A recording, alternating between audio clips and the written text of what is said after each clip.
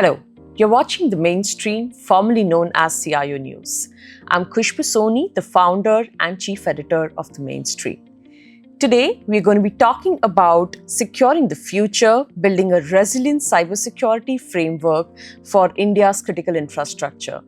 And I'm very honored to invite our guests today on this interview.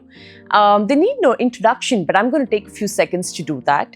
We have Mr. Jitendra Bharadwaj, the Chief Information Security Officer and Business Head Cybersecurity at Tata Advanced Systems Limited. Mr. Bharadwaj has demonstrated history of working in the information technology and services industry, currently having additional responsibility of building cybersecurity business globally and managing US geo delivery as a global delivery head.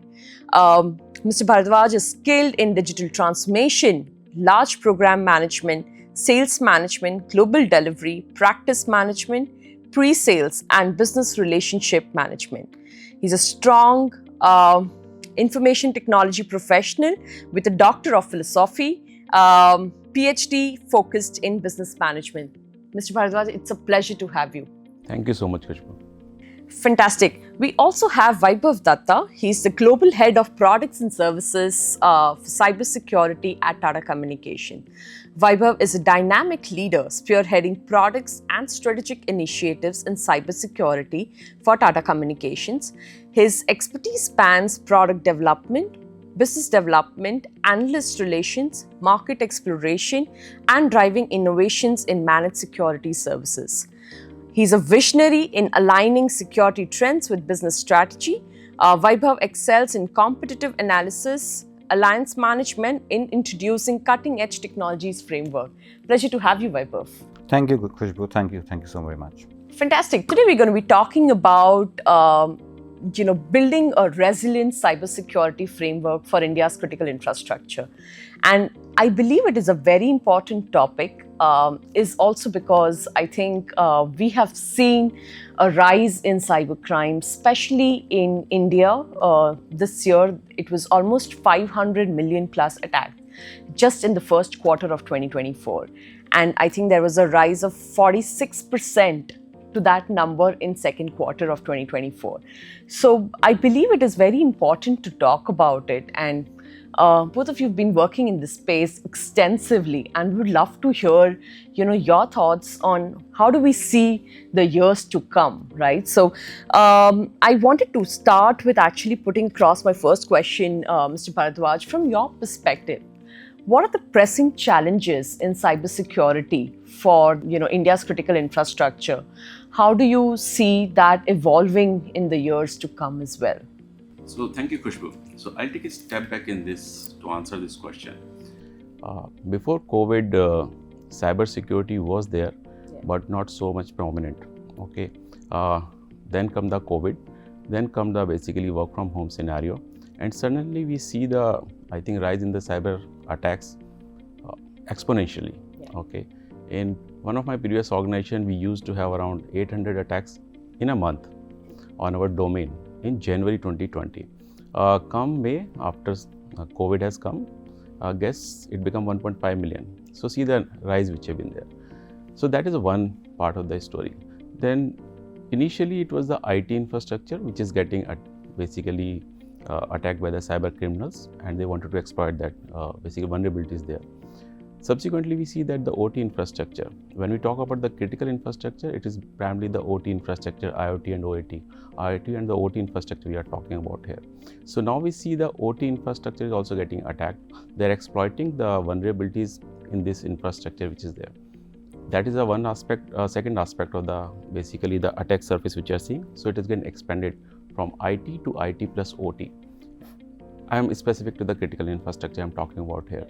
Then we see this critical infrastructure, by definition it is a critical infrastructure for the country, and looking at the geopolitical situation, so there is a lot of basically pressure on that. We see all the wars, like we see Ukraine-Russia war and the Middle East, what is happening. And if you see the Russia-Ukraine war, most of the war is won on the cyber warfare. Yeah. It is offensive as well as defensive.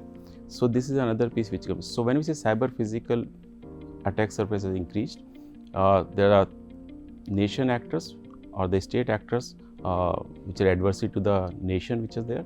they're also basically looking at this kind of infrastructure attack and exploit that so that they can basically impact the nation economy. So this is another aspect which have been there. Third, then the AI. We have seen the AI in the last few years come back like anything. AI was there for the last 15 years, but after Gen AI, we see, I think, the adoption of AI with most of the organization for that matter. So using of the AI in cyber attacks and basically the resilience part which have been there is on the rise. So when we see all these things, it's going to get complex. And I just wanted to complicate further. It is a human element. Now it's a work from home scenario after the when we see the after COVID. Still, organization has still not come back to the office. They still work from home. So we see a complex scenario in the next 5 to 10 years, which has got on one hand OT, IT, IoT, which is there. Then other side AI, which is there, and then we look at the human piece which have been there. So it becomes a complex piece which have been there. So we see, I think, a complex piece, and it need to be have a integrated approach. It will not be a one approach where you can only protect your IT infrastructure. You need to protect everything. It is to be synchronized, and then when you see all these things, there is a lot of data which is available. Now, what is the actionable data? For that, basically the data analytics come into play. So we see a complex scenario, I think, going forward. Right, absolutely. The very fact that you mentioned that, going forward, they say it is not going to be machine wars, it's going to be cyber wars. And we've started seeing as well, right, I think all the recent attacks that have happened in India and in Israel, there has been a lot of, critical infrastructure that were compromised. And I wanted to also understand, how do you see a technology service provider playing a role? We spoke about a lot of areas where, there are common challenges, right, from human elements to OT security to, data security. So how do you see technology providers playing a role in this? So I think any IT infrastructure, we talk about people, process, technology. So PPT we call it. It is not the PowerPoint, but the people, process, technology, which you say. I think technology service providers are now going beyond the technology also. Like human behavior. Okay, if you use the technology, when we say the technology service provider, when we do the SOC, I think any organization which is SOC, they got a UABA, where there is user analytics and behavior analytics, which they look into that. So those kind of things are coming into picture. And most of the technology service providers nowadays use the AI, because that has to be used, kind of this thing, so that your response time can get reduced. So if you use technology in your cybersecurity posture, that improves all the three places which have been there. Not only the people, okay, technology service providers are helping right now to have the user training basically, okay, because cybersecurity training or awareness is not a one-time exercise, okay, when the people join. It is a continuous, because there are new threats which are coming up in the market. How you basically tell your employees that these are new things which are coming, how you need to prepare yourself. And then you need to create a basically scenario. One is a classroom training, and we all know that we don't learn from that much. You need to give hands on them. So technology help in that also. Okay, so one hand they address the human side and the people side which have been there. Processes, the more you use the technology, okay, the process get improved. Okay, so by using of AI, you can improve your processes, your response time which have been there. So having said that, I think it's a collaboration, okay, and it has to be a very, very tight collaboration, because this scenario, the cyber scenario is changing so fast, okay. So you need to have very, very close collaboration with your technology service provider, so that along with them you can respond to any threat which is happening to your organization. Absolutely, absolutely. I want to come to you, Vaibhav, and ask you a question. We heard Mr. Bharadwaj mention. What are your opinions on the increasing geopolitical risk and the advent of technologies like AI? Right? How do you see the cybersecurity domain rapidly evolving? Yeah, I'll take a step back, Khushbu, and talk about first the critical infrastructure. Dr. Bharadwaj mentioned about the critical infrastructure, the significance of it, especially if we look at the critical infrastructure for any country. It constitutes of its financial services, it constitutes of its transportation services, it constitutes of its aero defense as well as utility services, healthcare services. All these are critical infrastructure for any country to sustain, right? And of late, if you see a couple of years, down the line, we have seen an expansion in the targeted geopolitical attack targeting our healthcare organization. So many, attacks have happened, right? Similarly, if you see the geopolitical situation, which is today running across the Middle East, across Ukraine, Russia, the cyber attacks have increased over a period of time. It's exponential right now. I was just going through some of the articles, a couple of days ago. If you see the attacks which are now targeted on a government sites has increased. The APIs being exposed, use of denial of services just to target, and take down the government. So this is just, I believe, a start. With more and more political tensions, which is scaling across the globe. I believe this is something which is gonna be a new area. In a recent survey, 86% of most of the organizations believe that they will be undergoing a cyber warfare, Right. Triggered by political, geopolitical situation. So that is what the state we are living in. And then new technologies. Today we are talking about Gen AI. How Gen AI can be used to solve a lot of issues, right?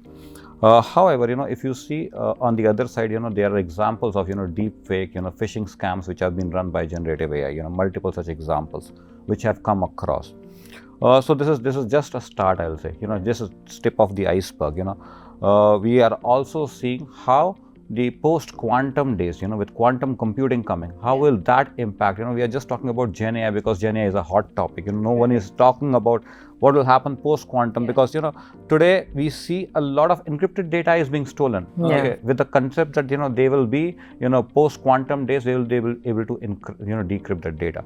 So we are living in a tough situation. The technology is evolving. We are, catching that pace, and geopolitical is gonna definitely increase more and more cyber warfare. Absolutely. That is so true. In fact, I read somewhere where it mentioned that by 2036, India will face a cybercrime worth of $1 trillion. I think those were some of the statistics that the research says. Mr. Bharadwaj, what security trends do you foresee in the defense and aerospace industry for the years to come? So this industry is unique in a way. If you look at any aircraft, in any aircraft, there are 1.5 lakhs to approximately 12 lakhs components which are there. And this industry is based on the collaboration, and no organization can manufacture all the components. So you need to depend on your supplier, and there's a large number of suppliers in this industry. So that is one piece. Second is particularly in India, with the focus on the Make in India concept. So there's a lot of support to the MSME market which is there. So these organizations are focused on the manufacturing. So they don't have a strong IT governance, or the IT and the cybersecurity governance for that matter. So if you see this industry, it is all interlinked. So if you're an organization which is a manufacturer, there are a lot of basically small manufacturers, supplier will be supporting it to you. Like in IT, there is a supply chain attack which is in the SolarWinds and other thing. So apart from the software supplier, there is a lot of basically cyber risks which come from this whole infrastructure. So what we see, I think going forward, it will not be on one organization which is going to protect their own infrastructure. It will be the larger ecosystem, it is the industry-wide. So we may see, I think there are discussions happening, that can we have an industry-specific security operations center? Because it is based on the, again I say, on one hand we have got a large supplier which is within. Second, these kind of industry, aerospace and defense, are basically attacked by the enemy states also, okay, on the rogue elements, which is basically geopolitical situation which have been there. So you need to protect that, and it is a nation basically data which have been there. So there is a government which is also involved. So we see a larger collaboration. So that is the one area which we see is going to happen in this industry from the process wise. So it will be industry specific combined response to the cyber crimes. So that is one piece which we see in this industry. Second, again, as I mentioned to you, there is a lot of cyber physical thing. Cyber physical industry 4.0 when we talk about. There are equipments which have been there from last 30-40 years. when we talk about the OT infrastructure and they have not been patched, there are a lot of vulnerability which have been there. And when it is all integrated, so threat can come from anywhere. So how to respond to that, that is one. Then there is the APTs, which are basically attacking the nation. And in terms, nation is considered of the critical infrastructure, as I think Vaibhav mentioned earlier. Also, if you see all the infrastructure, not on the aerospace and defense, but the healthcare and everything, we see in the instance which is there. So I think you need to protect yourself against them. And in this industry, there's another, I'm sure you must be hearing, the insider threat program which is there. So human element is very, very important in this element, which normally we see that. So how to look at the human behavior to predict if there's any crime going to happen on the cyber side, which is there. Most of the, now it's everything in the data. There is no more files which are there. So these 4 or 5 trends which we see, and we need to protect, we need to create our cyber security posture, keeping that in mind. Absolutely. Vaibhav, you've been talking to a lot of CISOs, all throughout, every day. What are some of the key trends that you've been seeing in this space? See, as Dr. Bhardwaj mentioned, today if we see, most of the organizations are struggling to have a quick view of what their assets are today, right? The asset inventory might not be, accurate, okay? And as Dr. Bhardwaj mentioned, that the basic challenge in some of the critical infrastructure industries such as aero defense or any other manufacturing, oil and gas is the visibility of the assets, and those assets are not IT assets; those are the OT assets. As the untouched assets, or the assets which have been there into the system and lying there, right? Because they are so reliable. Okay? So they don't need to be touched on a regular basis, right? But what it introduced, with IT and OT convergence, it introduced that those attacks, are vulnerable because they have not been patched over a period of time. They are known for their availability, they are known for their reliability, but they are vulnerable, right? Right. So how do we ensure that we have a complete asset discovery, and we ensure that those systems which have not been touched needs also to be patched, right? Right. Eventually, it will take someone to build that level of resilience in most of the organizations to come up with that strategy. But I believe those are the trends which are very, very significant. How to have a complete asset discovery across your IT, OT, cloud, digital landscape, and then identify what your vulnerabilities are and prioritize your vulnerabilities, right? Because eventually, it's all about hygiene. If we are able to maintain that security hygiene, we will be able to cater to 90%, right? There will be human elements, right? There will be, insider, attacks. But if we are able to maintain that hygiene element, we should be able to cater to lot many issues which we are addressing today. Got it. Mr. Bharadwaj, what message would you give to enterprises investing into, cybersecurity for the critical sectors? So, Khushbu, I think I'll pick up from what Vaibhav mentioned. I think it is easier said than done, the asset discovery. I think if you know what all your assets are, when you say IT, OT and IoT for that matter, because we use nowadays biometric system also. So that is also a key component in the aerospace and defense industry, okay? Any data is critical in that matter. So I think if you, to start with, you need to have a comprehensive plan, okay, which goes without saying, which should not only cover your IT and OT and IoT assets, it should know the processes which are there, okay. It should also look at the resilience part, because in our industry, not only the protecting our assets, it is our partner's asset, which is supply chain, which is also important. So if we need to extend our basically program to them, we need to do that, and we have been doing that thing. So that is one thing, because we need to protect complete supply chain. So that is the one piece. So your cyber security program should cover that. That is one. Then important piece is recovery. Right. Okay. In our case, how to react to it, how to basically recover from all these attacks which have been there. So that is an important piece which should be part of the program.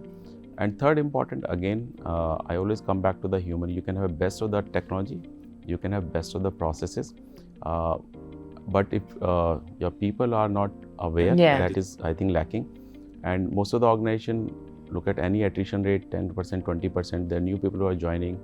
And as I mentioned to you, cyber crime landscape is changing so fast, new basically ways of cyber crimes are coming up right now. So how we can basically train them on continuous basis? It is not only training. We need to give them the real life scenario, because unless you go through that, you don't realize that kind of a thing which have been there.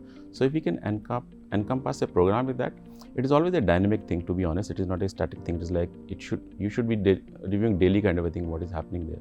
So I think that plan is there, and the execution piece, I think that is there. So execution means your team should also be trained on that. Yeah. And then last, you need to be in touch with the technology service providers, what is happening in the industry, what are the new tools which are coming up which can make it more efficient, because in this scenario the response time is very, very critical. Right. And if there is and normally if you see in the ransomware attack, once they get into your system, it takes time to basically take that attack happen. If you can address that and you can pick it up before I think attack happen, so for that you need to look at what is happening in the technology and how we can bring that technology to address those pieces which have been there.